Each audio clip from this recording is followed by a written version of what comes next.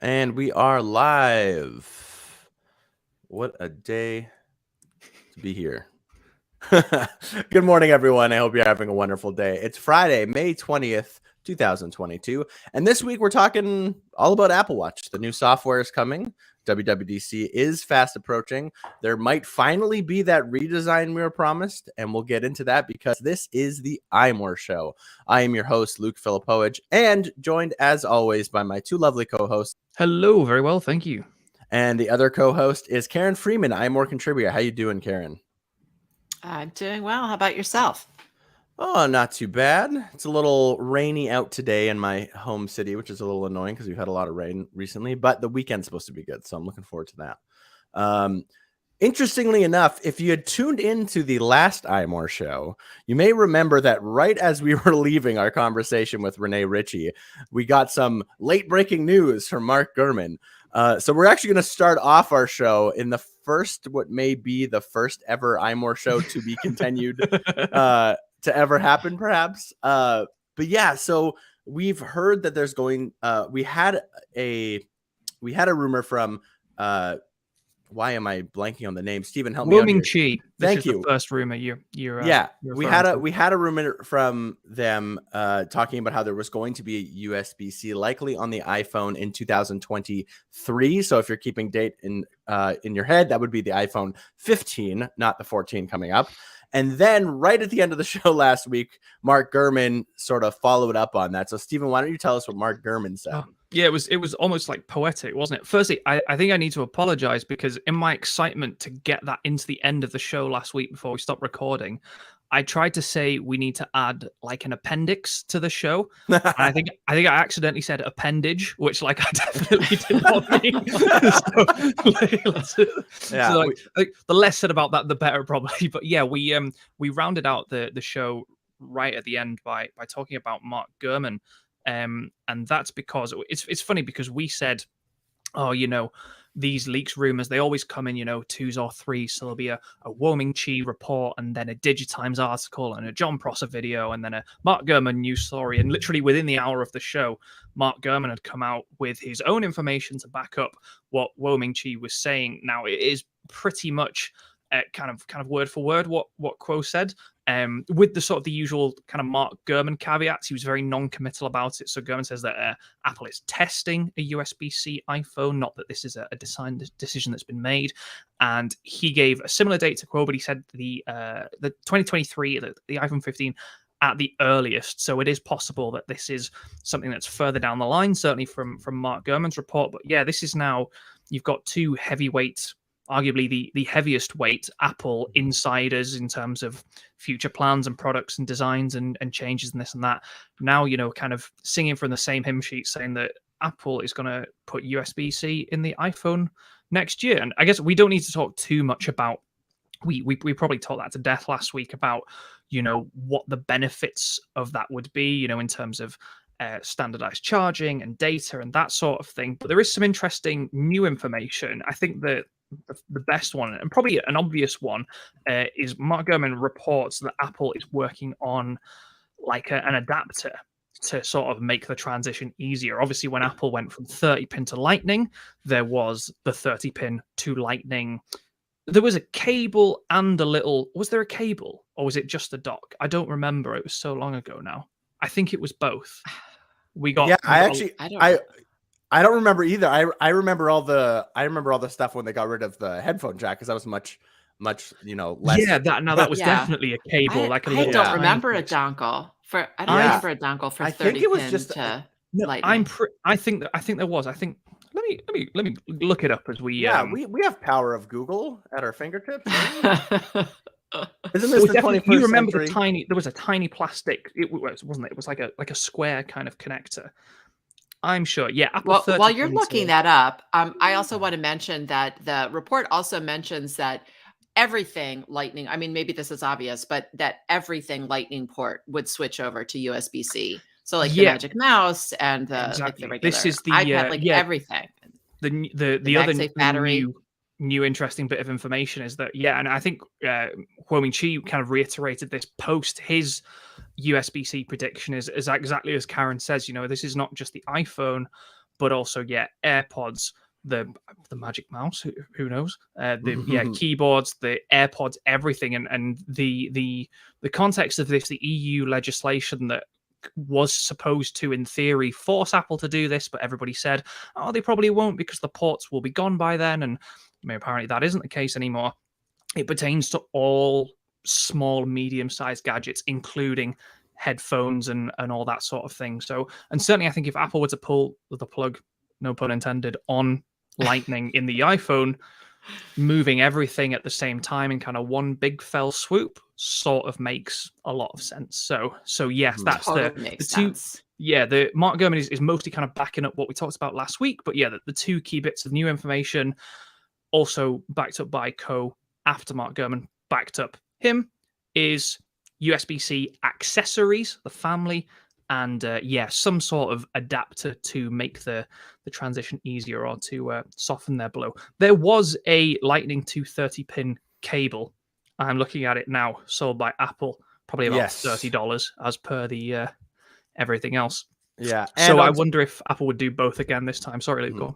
No, I was just gonna say, and we always know, because I remember Holger, sorry if I butchered name there, was saying that they only remembered because they had a car that needed an adapter, and I was saying, yeah, I had an alarm clock that had like a 30-pin, it was like a dock for my iPod, and it had a 30-pin.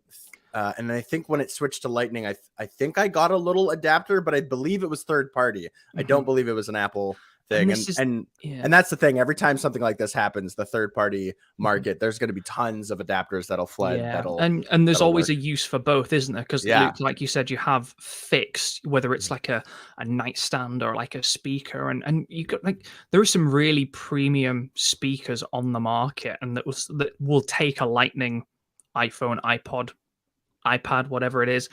You can't, or your car, for instance, if that's a Lightning based sort of connectivity system, you don't want to replace the car or the speaker. So the cable is a bit of a must-have accessory, I think. So I think probably inevitably it will be a separate sold accessory out with the iPhone, and hopefully we'll just get one USB-C to USB-C cable, because even that caused a lot of confusion when Apple ditched the charger from the box. So when the iPhone 12, it didn't come with a plug. Apple gave us the Lightning to USB-C, and it was like, well, hang on, it's fine we don't get the plug because we've all got plugs, but the plugs are USB-A. So now we have a charger from the last phone and a cable from the current one, and they don't stick together. So there's never a clean way to do this sort of thing. But yeah, very, very exciting, and it seems like we've gone from USB-C on iPhone being a pipe dream. The bottom line is we have to move inevitable. forward.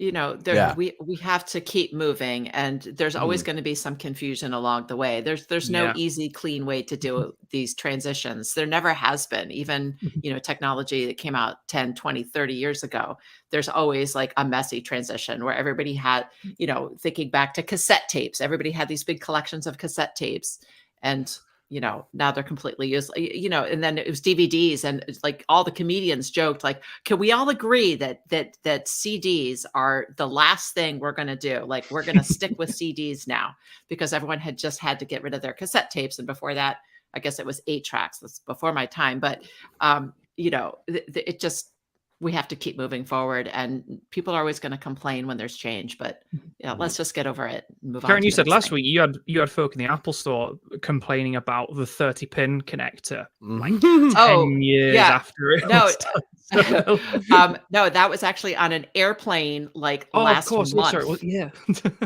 Just a random person sitting next to me when she heard that I wrote for an Apple enthusiast website.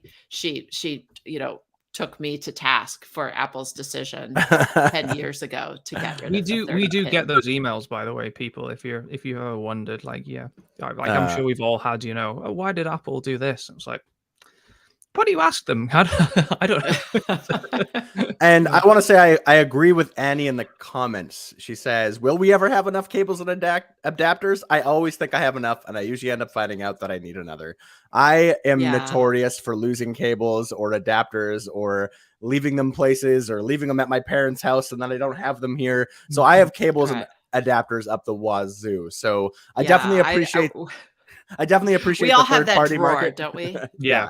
Yeah. I definitely In the appreciate the kitchen third party usually. market, so it saves me a little money when I need adapters and cables. But yeah, I would say it always seems like we need more. So what the heck? Throw us some USB-C to Lightning cable adapters in there, and we'll make it work. There is one interesting note in the comments from Craig that I actually brought this up, I think, when it was like, hey, Apple might ditch the charger from the iPhone box. And I was like, okay, this makes a lot of sense, but my sort of feeling at the time, and I think a lot of people felt after, was it's going to be a bit crappy if Apple makes everybody pay for the cables if they don't have it already. And like, I wonder if there'd ever be a good way for Apple to do, say you buy your iPhone online and you can say, look, hey, I need the USB-A Lightning or USB-C cable, or I need the USB-C to USB-C. Or if you wanted, you could say, hey, I don't need the cable. I've got everything I need. And you could sort of forego, kind of like, you know how in France, they used to until very recently still sell the iPhone with headphones because there's a law mandating that.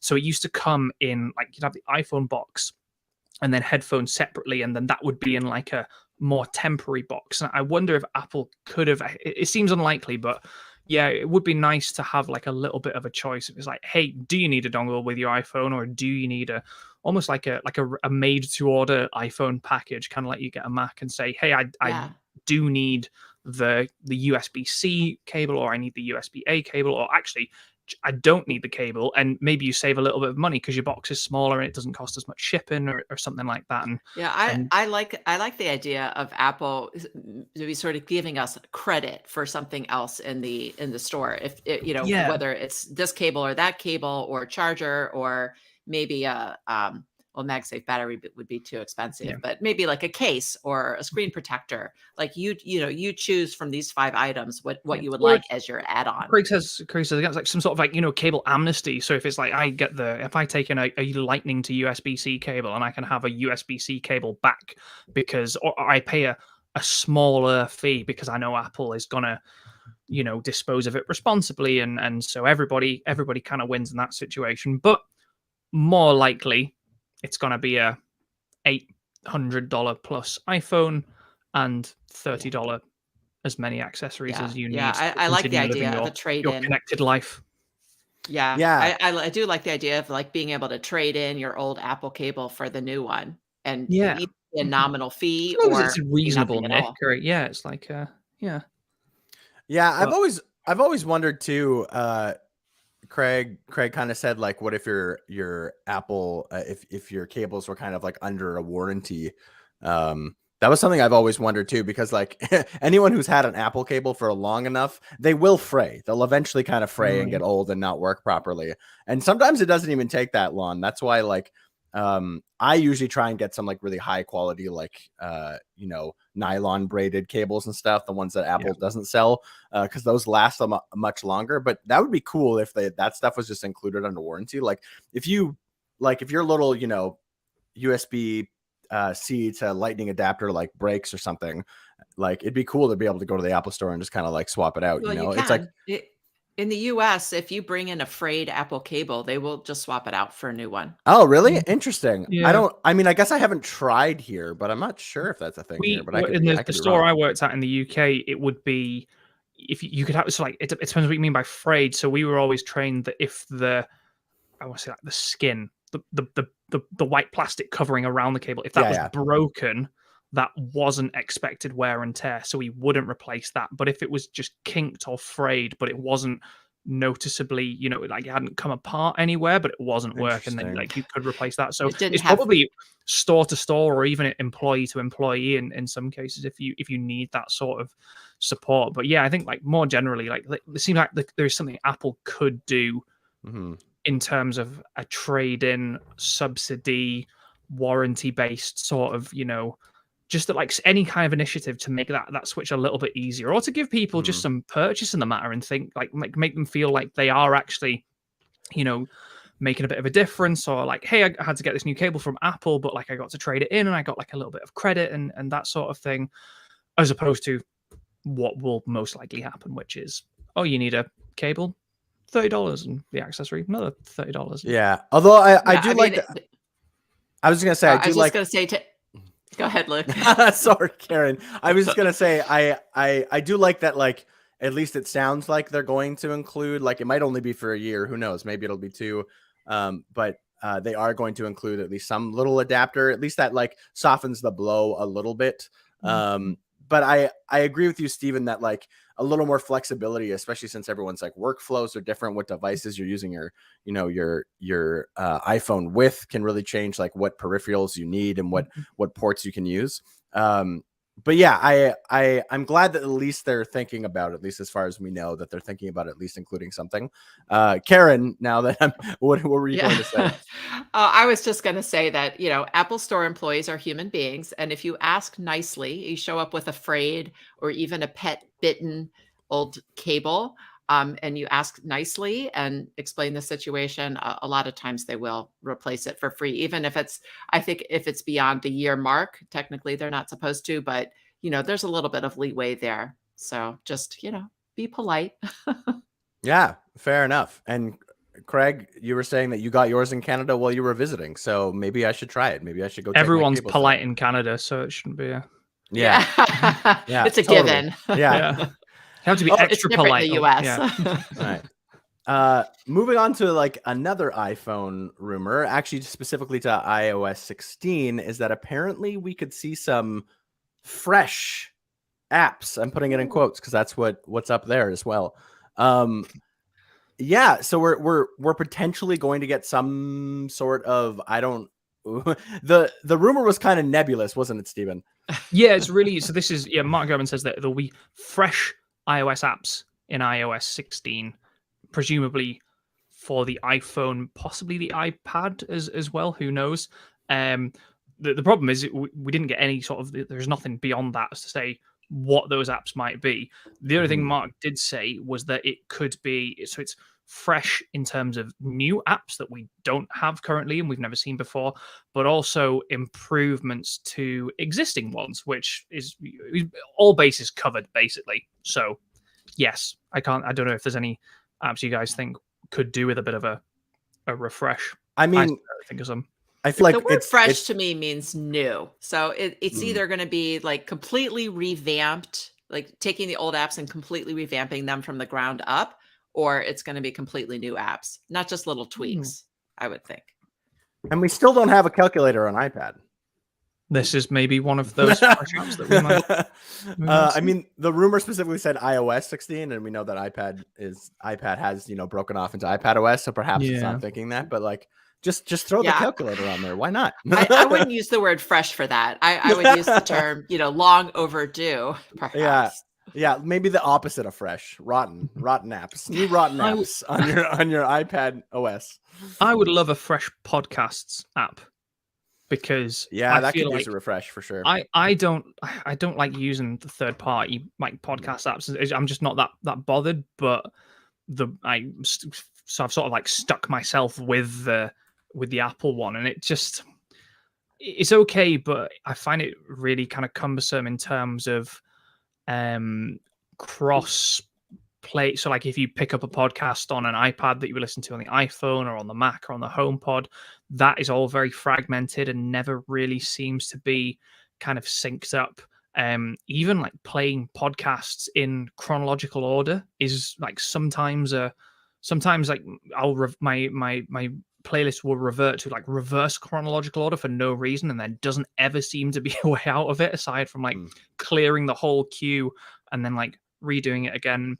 I don't know. I've always found the podcast app to be like a little bit pants. I think there was actually Apple started letting people review their own apps quite recently, and podcasts was one that really got sandbagged by a lot of people. It had like a 1.7 out of 5 rating and stuff like that. So Apple, if you're listening this time, podcasts definitely needs a little bit of a bump. But I can't think of any.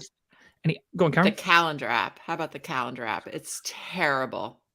Yeah. I can't.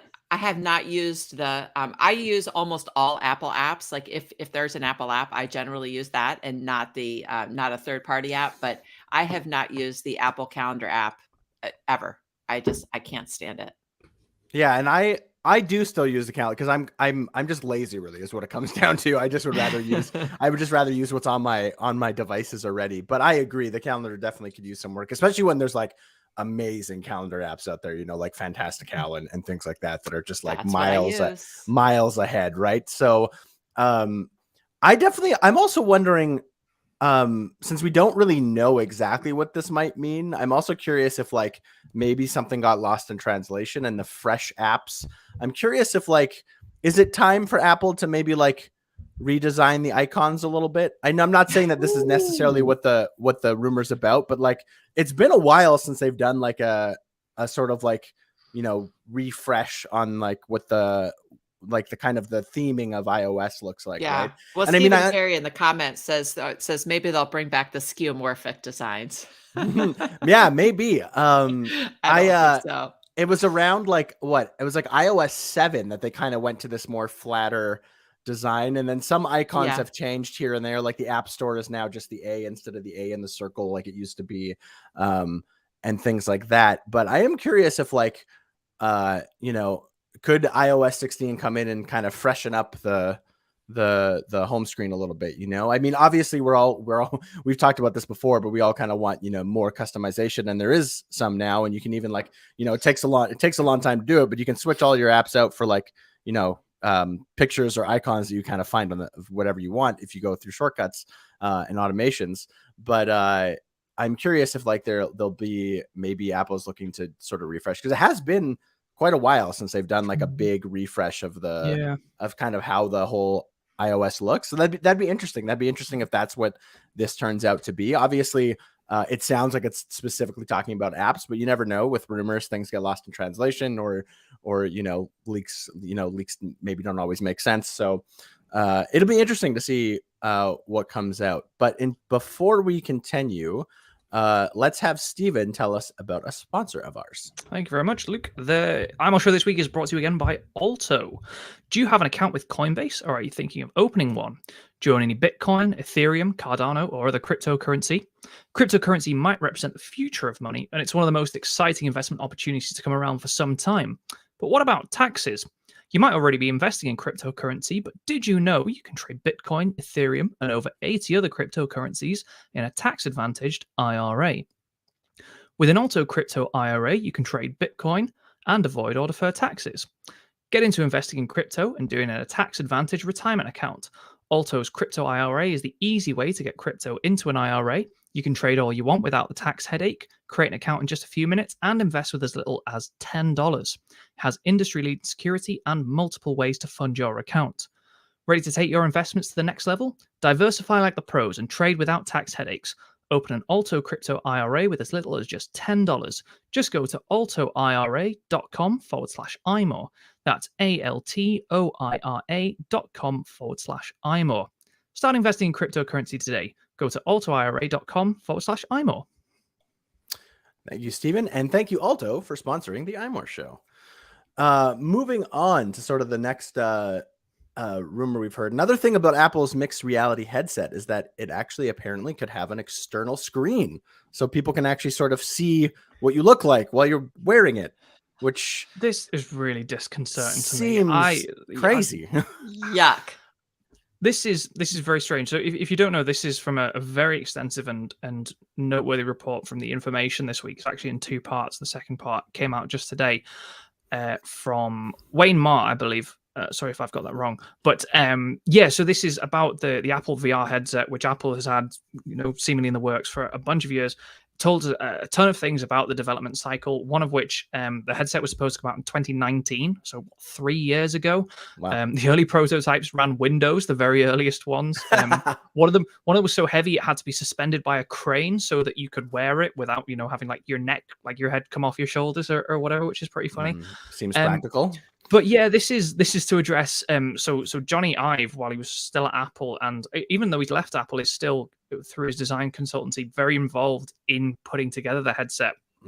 Ive's biggest concern, and his team and some of the executives, were that wearing a VR headset makes you very cut off from the world. So if you think about it, you've got your VR headset on and some headphones, nobody can see what you're looking at or your facial expressions, and you can't hear them, you can't see them.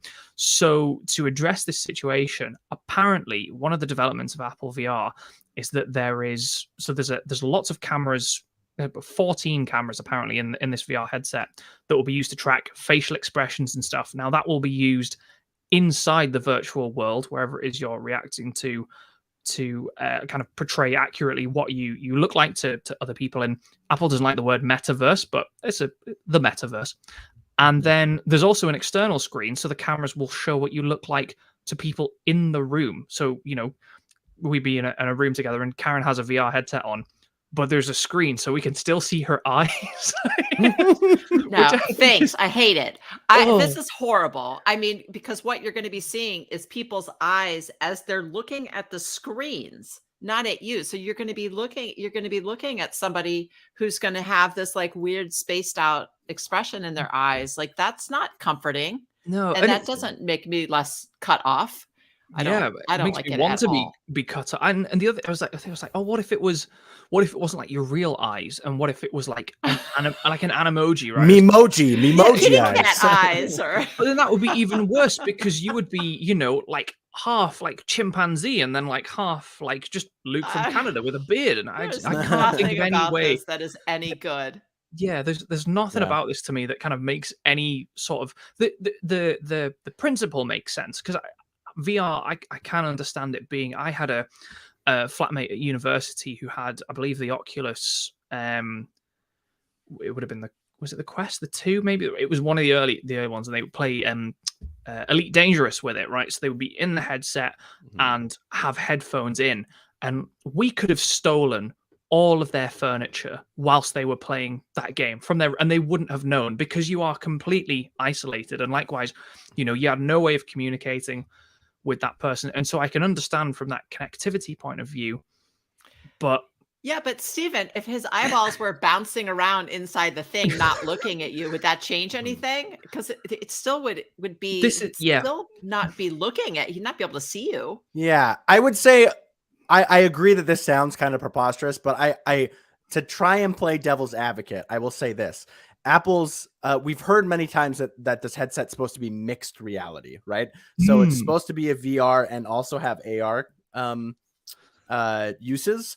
And I wonder if it's more meant in AR, where if you have cameras pointing out, showing you the outside world, and you have different elements that maybe you're interacting with, but maybe that would allow you during the AR settings to sort of have some awareness, and maybe you would actually be able to look at the person.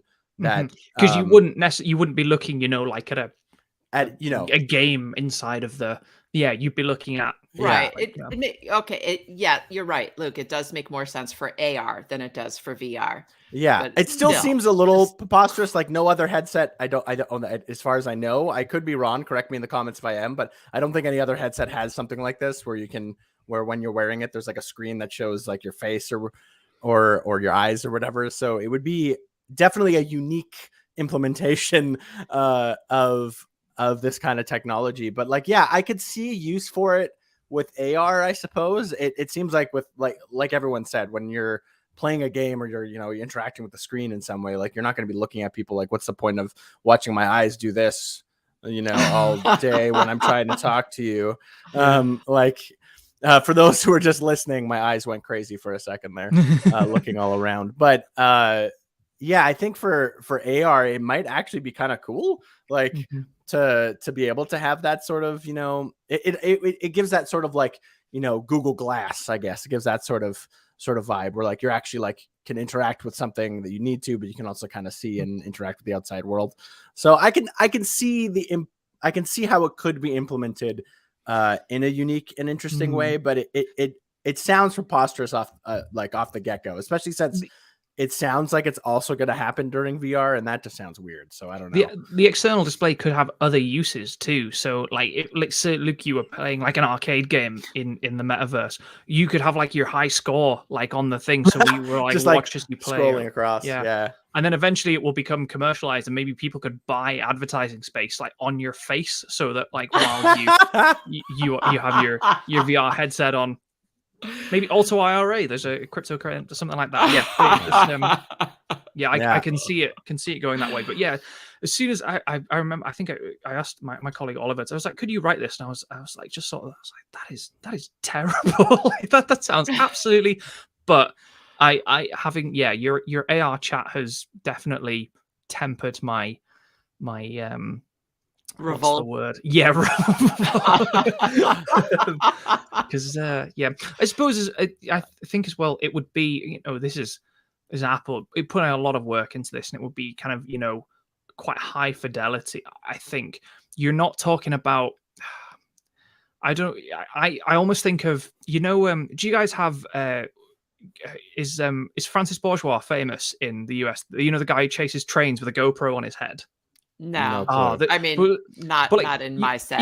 If you wear a GoPro, right, and it's looking at your face, and like it's like you're looking at yourself in the back of a spoon. That's almost what I envisioned it like. It would be like a really distorted, like wacky sort of field of view of your face, but it would probably turn out to be actually look kind of quite realistic. And yeah, No, I was picturing it looking exactly realistic, but that Mhm. just makes it even creepier when you're staring into the like the middle distance and not looking at the person that yeah, you're standing in front of. Yeah. You're, Mhm. So, I mean, we've been talking about this headset. Like, I mean, this report said that apparently it was supposed to come out, pre-pandemic, which seems forever ago. Yeah, it's been a long So time. it's been a Yes. long time you've been frankly, talking it would about have been this. useful during the pandemic when people were stuck home alone. Yeah. But Totally. I'm curious about. So, like I said, this is a two-part report. That's the first part. Second part came out today, and the headline for me was that the Apple VR headset is not really focused on gaming. So the Waymar cites it was 4 people who had been involved in the development who said that they were critical that Apple hadn't focused that much on gaming when it came to the headset. So they were saying, they were giving presentations like the board, and they didn't even mention gaming. So I wonder if Apple is thinking of this more as like a communication / enterprise sort of thing, maybe like a HoloLens from Microsoft, as opposed to Yeah. the Oculus Quest or whatever. So yeah, I thought that was really interesting. Yeah, what's interesting about that is it's kind of contradictory a little bit to what we've heard before. We heard that gaming was going to be one of the focuses, right? So it was going to be communication and gaming, I believe, was sort of the two big focuses we had heard in previous leaks / rumors. Yeah. So it just goes to show, until we actually see what it is, and we'll never really know. It's fun to speculate. It's fun to guess. Maybe it'll have a screen in it. Maybe it won't. One thing that we do know is that, or I shouldn't say we know. One thing that we suspect is that the price will be quite high, incredibly high. The going kind of rate we've heard so far is about $3,000 ish, which is definitely not really a consumer product. So yeah, it's gonna be weird to see where it falls in. And I mean, if they're putting like an external display on this thing to show your eyes and things like that could be driving up the price for sure. 14 cameras, I think 2 4K or 8K displays. We've had kind of both. So it'll be interesting to see what it all I'm excited to see it when it finally launches. Who knows when that'll be? Yeah. Well, interesting on that point, we heard this week that Apple has reportedly not this week, it came out this week that Apple has shown this to the board, kind of in its not about to be released, but kind of the suggestion that it was more imminent than maybe it has been. So it could be before the end of this year that it's announced. We might not get it until the following year, but it's a lot closer than it was in 2019 when it was supposed to come in 2019, and it's been delayed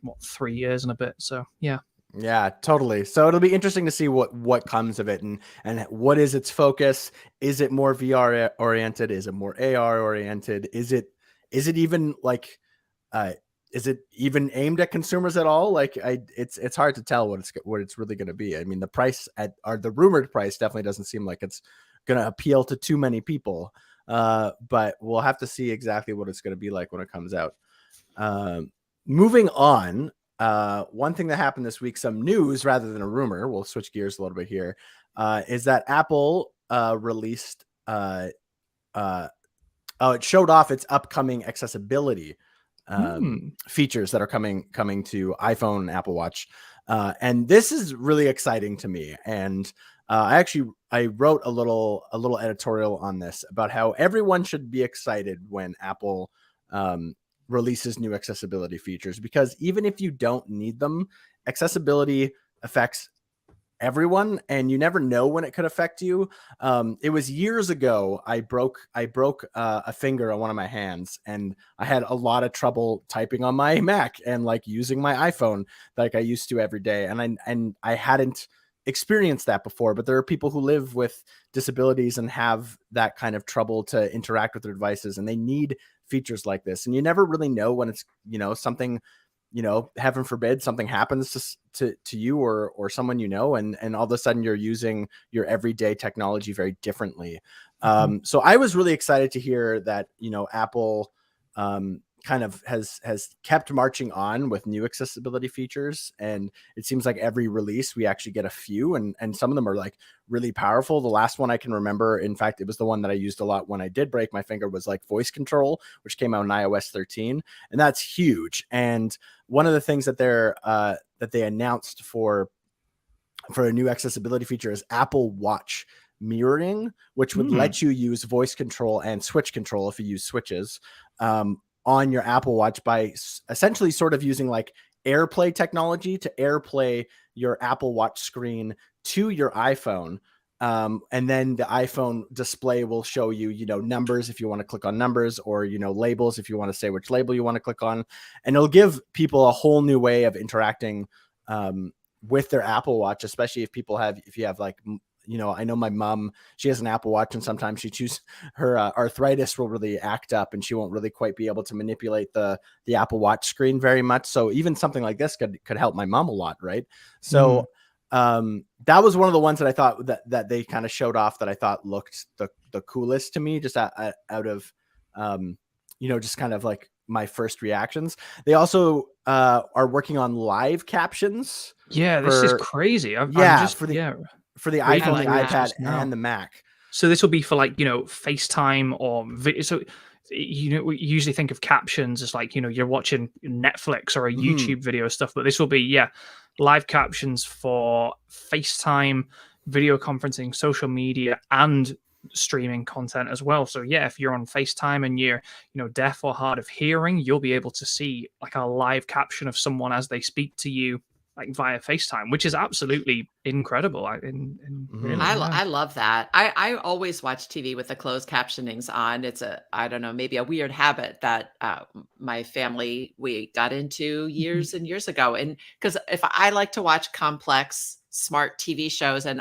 that means I need to hear every word. And sometimes people mumble, and sometimes I'm just like not focused enough, whatever. But I like to be able to see every single word, so I make sure I understand. Sometimes, I never like to. Always very careful to not like demigrate accessibility features to like like gimmicks that people who don't rely on them can use. But something like a live caption in a FaceTime. If you're on a bus, or you're in the car not driving and you're on FaceTime, something like live captions could help anyone, improve their FaceTime experience or video conferencing or anything like that. So Lucas, like you said, everyone can get excited about accessibility features, because these are things not only that people rely on, but can help everyone who uses iPhone and the different products across the ecosystem. Do you guys just think about like being in a meeting or something, or being on a FaceTime call where you just need to listen in, but you're in a place where you can't, it's quiet, so you can't listen. So you can just put on the closed captioning, and you can just absolutely. Yeah. And I've said this before, and I'll likely say it a million times more. It's when technology becomes more accessible, everyone wins. It's literally a win-win situation in every sense of the word. And so I love that they, Apple is continually just sort of like push this envelope more. And it seems like every iOS iteration or watchOS iteration or whatever, every new software seems to have like, at least one, if not like multiple features that are coming out that are always sort of innovative, and like iterative on stuff they've done before, but also like new things. One of the other features they did show was door detection. Yeah, this is also really cool. Yeah, which will help people who are blind or have low vision to sort of navigate the last few feet when they're close to a door. Which this is cool because it's one of those things where, you know, they put LiDAR in the iPad and the iPhone, and a lot of folk were like, oh, well, what's the point? Like, how does that benefit me? And we've not really seen any sort of, you know, breakthrough kind of use cases for it. But this is one where, yeah, Luke, like you said, you know, someone who is, blind or vision impaired or has low vision, it might be relatively straightforward to walk from your house to a post office or the bakeries, I think is the example in the news release. But when you get there, you know, is the door open? Is it closed? Is it locked? Do you need to push? Do you need to pull? Do you need to turn the handle? Does the door slide? The door detection with the LiDAR can, you know, hopefully help take care of kind of all of that. So yeah, that's really, really cool. Yeah, Phone Pup in the comments was saying, I wonder what level of hardware is required for live captions. And they didn't say, I believe. They did. Yep. Well, so this is from Apple. Live caps will be available in beta later this year in English. Now, it's just the US and now it says US and Canada, so I don't know if that means US and Canadian English or in the geographic locations of US and Canada. Our English is the same. Fair enough then. I mean, we have extra U's. Yeah. So it's iPhone 11 and later. Okay. iPad models with the A12 Bionic and later. Luke, you might know better than I do what that encompasses. And Macs with Apple Silicon. So the new MacBook Pro, the iMac with Apple Silicon, the Mac Studio, and the old M1 MacBook Air Pro and Mac Mini, but not Intel Macs. Yes. So A12 Bionic, what's that? That's for the iPad. Do we know what that is off the top of my head? I can't off the I want to say that's actually a while ago, I think, like maybe 2 years of iPads, perhaps. It's been a while since I've had fifth generation iPad Mini. Yeah. Third generation iPad Air. Yeah. 8th generation regular iPad. There we go. And obviously the Pro and everything beyond that, but that would be the base, so about two iPad cycles generations ago, which is really cool. Like you said, the A12 Bionic. Apple Watch mirroring is Series 6 or later. And the door detection thing we just discussed, because it uses LiDAR, is a bit more recent. So that's your iPhone 12 and 13 models, and the 12-inch iPad, both this generation and the previous one. So a little bit less in terms of, you know, proliferation, just because LiDAR is a much newer and a bit more expensive in terms of technology. But yeah, A12 Bionic for iPad and live captions is really cool. Totally. And before we move on, let's hear from another sponsor. Karen? Yes. Have you ever hit a technical snafu shopping online? Has filling out payment fields given you a headache? Has a mobile banking app even been down when you wanted to use it? Capital One believes everyone deserves better banking. This means easier access to their money and more security. That's why Capital One is investing in machine learning. Machine learning allows Capital One to do things like fight fraud with random forests. Models quickly detect suspicious activity and make it faster to alert federal investigators. Identify how app outages happen with causal models. Keeping our mobile app up and running doesn't happen by accident. Anomaly detection and incident response help determine why app outages happen so engineers can quickly remedy them. Speed up online shopping with machine learning at the edge. Make shopping with virtual card numbers smoother and more secure. This technology is based on logistic regression models and running inference in the browser. It identifies payment fields, which helps make using virtual card numbers easier and faster. The potential of machine learning is so big. See how Capital One is using machine learning to create the future of banking. Search machine learning at Capital One. Capital One, what's in your wallet? Thank you, Karen. And thank you, Capital One, for sponsoring the iMore show. We're going to finish up the show with a lot of Apple Watch talk, and specifically some watchOS 9 talk. So apparently a report from Gurman is telling us that watchOS 9 should be a significant update Yeah, which just doesn't say how. Exactly. It's one of those nebulous rumors we've heard on not exactly knowing what the improvements will be. However, I know that watchOS 7 and watchOS 8 have widely been criticized for being maybe perhaps a little absolutely panned. Not panned, but more just criticized for not maybe necessarily bringing the newest or tons of new features. There's always been a couple, some that I've really liked, some that I don't use all that often. But it's interesting to hear that watchOS 9 might be the big one, perhaps. The joy of it being a nebulous rumor is we can talk about absolutely anything. Like it's completely open season on what that might mean because we have literally zero guidance. So and this also accompanies the rumor. We'll wrap this into one, is that you may remember last year there was a lot of talk about the Series 7 coming out with a new form, a new design, kind of an update that way, and then it never did happen.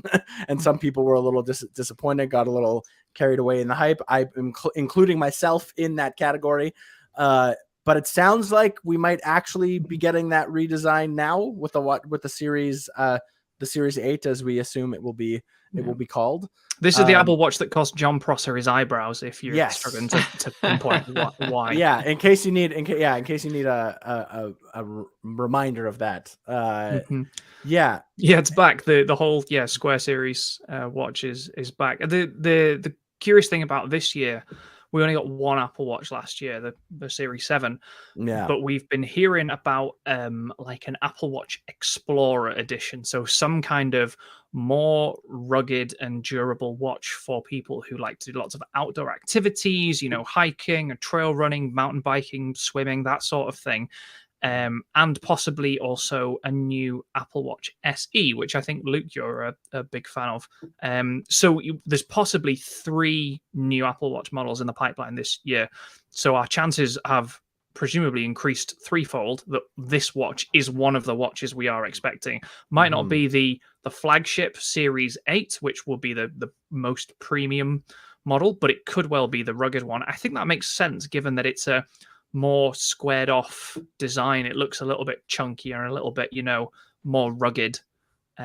So yeah, do you like the series? Do you guys like the Square watch? Because I don't know. I do, but I don't picture that being the rugged one. If they're going to do a rugged, I'm picturing it looking more like a Garmin or something, like thicker and more plastic. Yeah. And it's hard with bigger, the design ones. We don't get any insight on kind of materials. Like we're literally talking, kind of shape and dimensions. So yeah, you would expect a rugged watch to be probably not like the aluminium or the stainless steel, maybe. So it's hard to tell. But yeah, the Square watch is back. I think given what happened last year, take this with a healthy grain of salt. It matches the design language of the current iPhones. This is true. So it makes sense to me. I think it looks nice.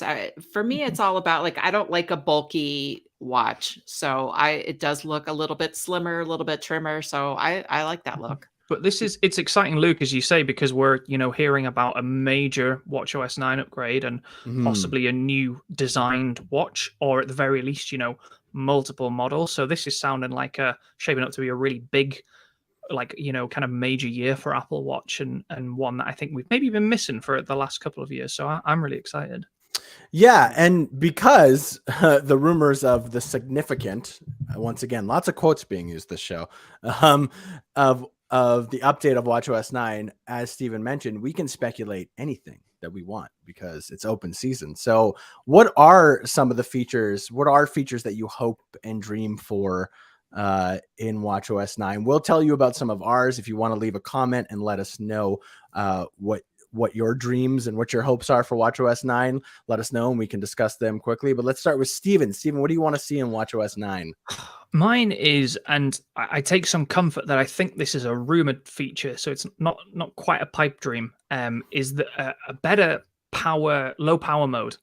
So for those of you who use the Apple Watch, any iteration, including the most recent one, you'll know when you get to 10%, you get the low power mode. Do you want to switch on power reserve?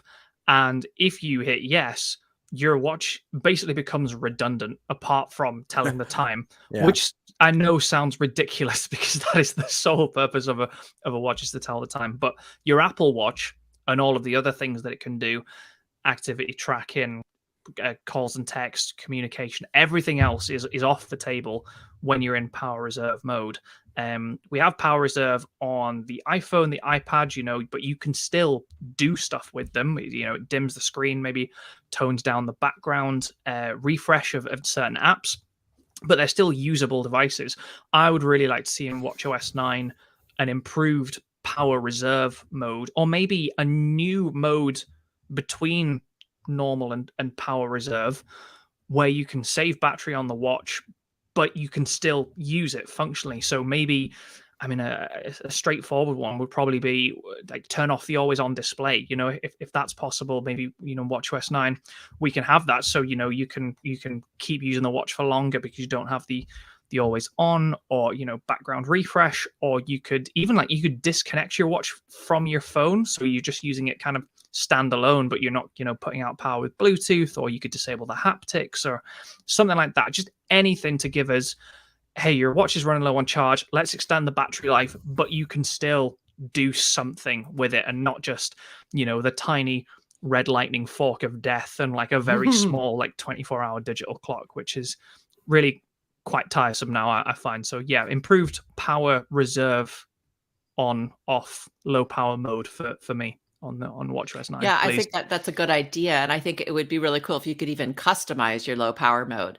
Like for Yeah. me, since I like to track my activity, like that's something that I would want to keep on. And I'm willing to use a little more battery to do that. Mhm. But I'm happy to turn off like, the weather app and the haptics and, all that kind of stuff. So Yeah. that would be a cool option.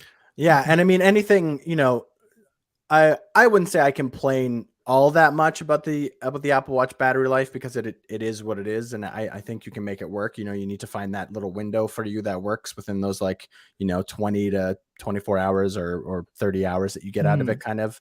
On an average use, it can be more or less depending on how you use it, but anything that sort of extends that a little bit, because like a pipeline dream of mine, and this isn't my answer for this, but a pipeline dream of mine is to just have a very big increase to the Apple Watch, but that would probably require a battery life, but that would probably require a much bigger battery, and then that gets into a whole other discussion. But if the low power mode can even help push that battery life just a little extra, that would be great.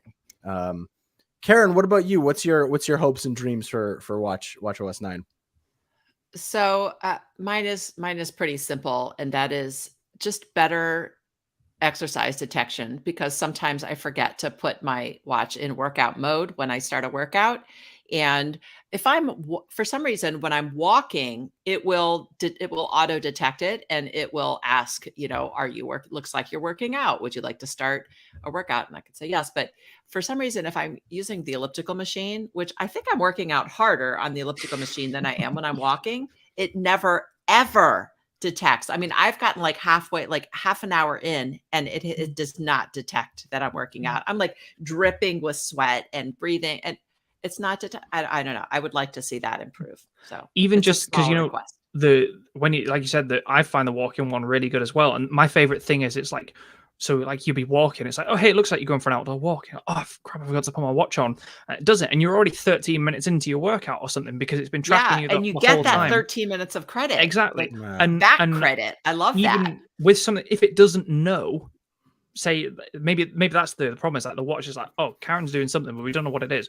If you just got a prompt, it's like, it's not like, are you doing an outdoor walk, or are you on the elliptical machine? It's just, are you working out? And then you can press yes, and that's the reminder to be like, oh, go and select the workout I need. Totally. It seems like a big ask for the watch to be able to detect everything without the prompt. But if it was like, oh, your heart rate is elevated, is everything okay? Are you doing a workout? And you're like, oh yeah, I forgot to put my watch on. Yeah, I no, totally I don't agree. expect it to detect the specific workout I'm doing, just the fact that I am working out. But there's nothing worse than forgetting to put your. There's my two biggest pet peeves of using the watch right there are taking my watch for the gym and it doesn't have any battery, or doing my workout and forgetting to record it. And if you didn't record your workout on your Apple Watch, did you even do it? This is the the problem. Right. I know. Yeah. I know. Like If a my tree husband's falls in always the trying to forest. convince me that it doesn't matter if my watch detects it or not. I still did the workout, but I'm still like, Yeah. no. But Gotta I close got a those bunch of rings. I know. So I got a bunch of answers on, I put the questions out on social media, and I got some answers on Twitter and Instagram if you guys want to hear Let's what do it. other Yeah, totally. people. Let us know what the people say. Yes. So the people say FaceTime camera and body Ooh. temperature sensor. Body So, temperature is a good I don't know one. how I you- think Yeah. that is a Yeah. rumored one they're working on, but I think it's quite hard to get That would have right to be 'cause it's- hardware. Yes, this is the thing. FaceTime. I mean, you can do view. There's a viewfinder, isn't there, on the watch or is it just for There- the camera? I No, don't there's like think a remote. there's Yeah, No, any it's there's kind just of the camera remote on shutter, yeah, isn't there's it? a Not remote a- shutter for the camera. Yeah, but that's about Right. it.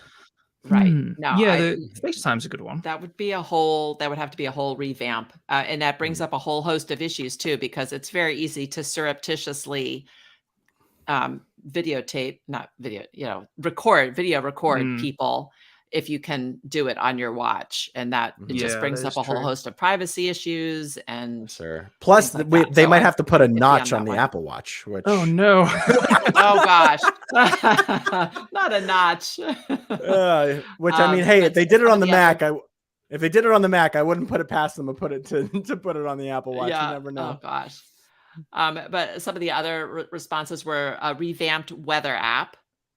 Yeah, that which weather Oh, app yeah. is I would like to horrible. see that I, too. Sure. yeah, you need like a degree in computer science just to like figure out if it's going to rain this afternoon or not. I know, Yeah. right? Offline Siri, Yep, an that's cool. infograph. Yeah, that would be good. An infograph modular watch face, like like the one that is current, but move the time to the left corner across from the date in white font. This is very specific. Add top, middle, and top right circular complications. So the top row is like the bottom with a large middle complication. That was a I'm not lot sure to I understand visualize. that. I'm Yeah. gonna have to take the word for that. That's a good. That's a Yeah, good idea. I kinda 'cause have to see that. That's a So very this- specific ask. I will say whoever asked that, it's very Yeah. specific. Very specific. So this is an interesting more one. customizable watch faces. That's Yeah. what we There you want. go. Yeah. What about? I would agree with that. It's I maybe would not a like to see watch- more. a watchOS feature. Sorry, Karen. What about you can customize your watch on the Apple Watch, right? What if you could customize more like on your phone? So you could like go into your phone or your iPad and you could play around with the watch face there and move bits around and do the colors and stuff and then put it onto your watch that way. And then you can do that already. But you can only do it in the confines of you can only put the complications where Apple has set them to be. Oh, right? yeah. So More customization for yeah, sure. exactly. Yeah. So that's what I mean. Yeah. So you go into your Yeah. iPad and you could move like bits of the, such and such left and right. And then, someone wants to put the time in the top left or whatever, you can do that.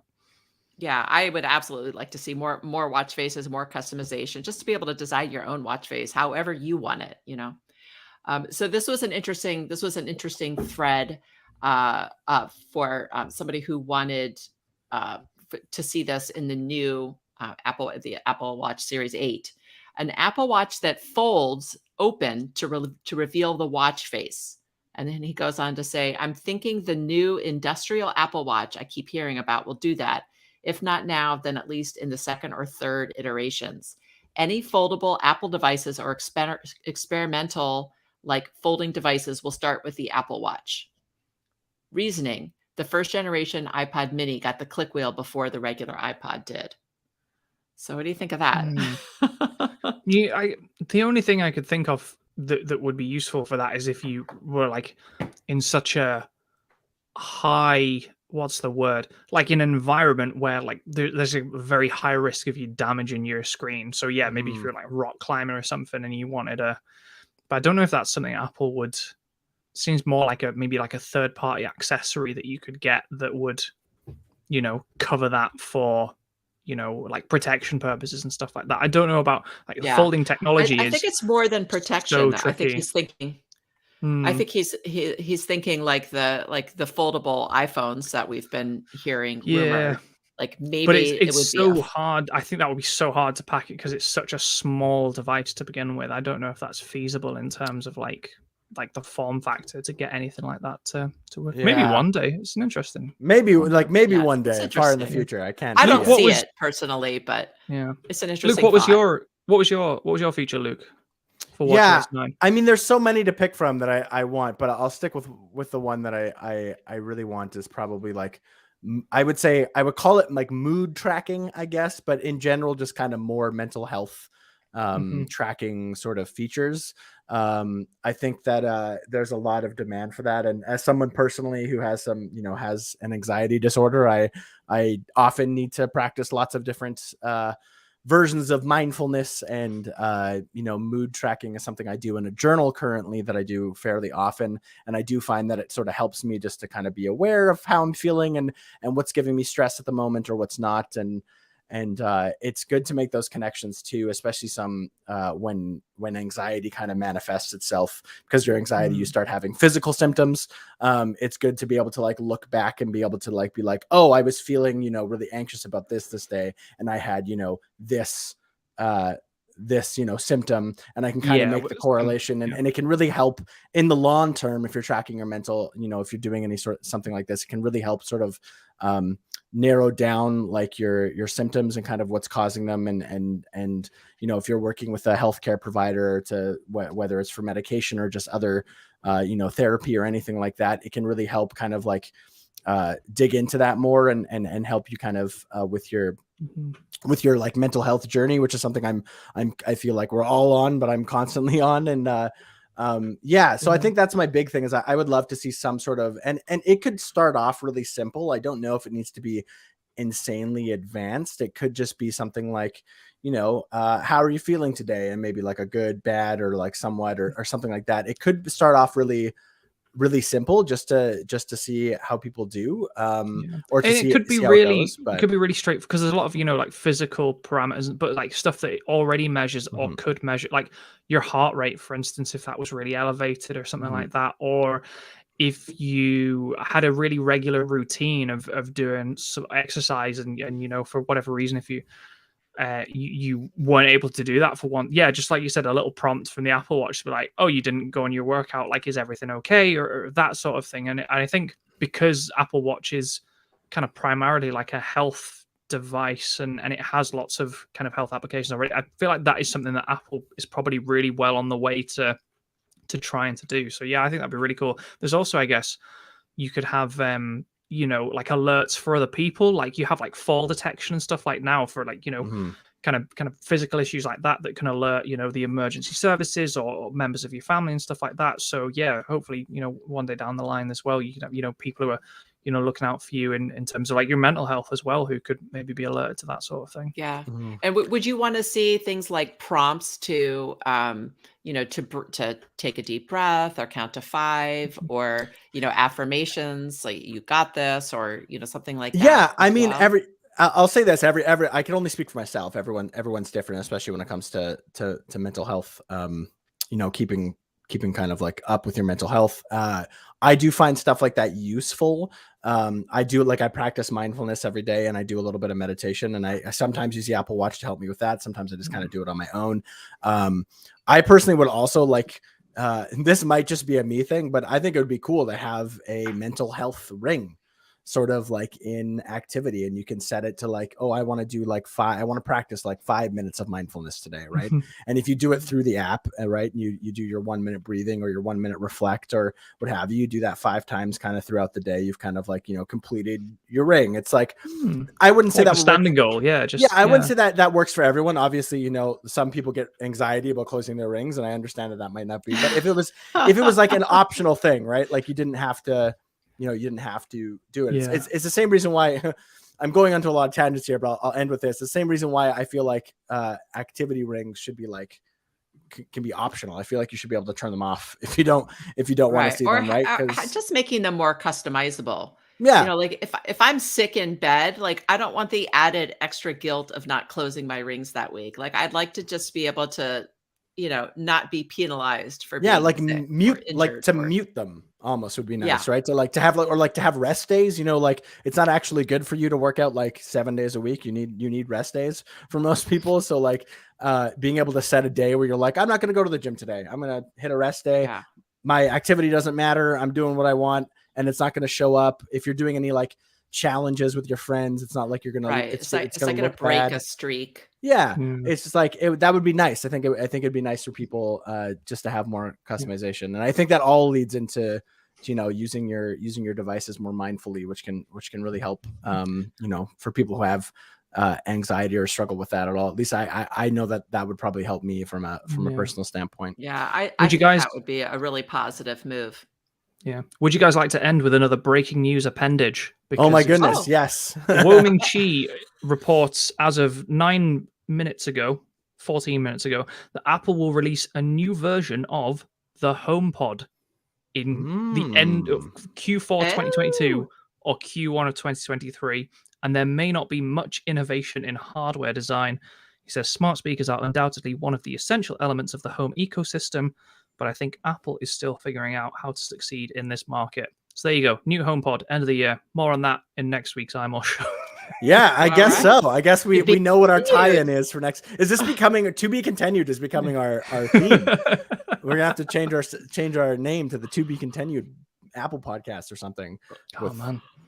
But yeah, that is our show. We actually ran a little bit over, but it's been a great conversation. I want to thank everybody who has been commenting along with us. If you're watching us live, if you're not watching us live or listening to us live, that's okay. We love you too. Please go ahead and anything, whether you want to tell us about what you want to see in watchOS 9 or what you think of all the rumors and leaks we talked about, go ahead and get after us on Twitter at iMore, or you can even hit us up on Instagram at iMoregram. I would like to thank both Stephen and Karen for joining me again this week. It's always nice to have our weekly conversation about what's going on in the world of Apple. Thanks to all our sponsors who sponsored the show today. And also thank you to Jim Metzendorf, our amazing audio editor who makes us sound so good. And I always forget to thank, but he does a great job. Jim, I recorded my audio this week. You're welcome. Stephen forgot to record his audio last week and Jim was mad. So Jim will be happy this week, I'm sure. That's it for the iMore show. Tune in next week when we talk about a HomePod, apparently. So that should be fun. Until next time, see you later. Bye. Bye.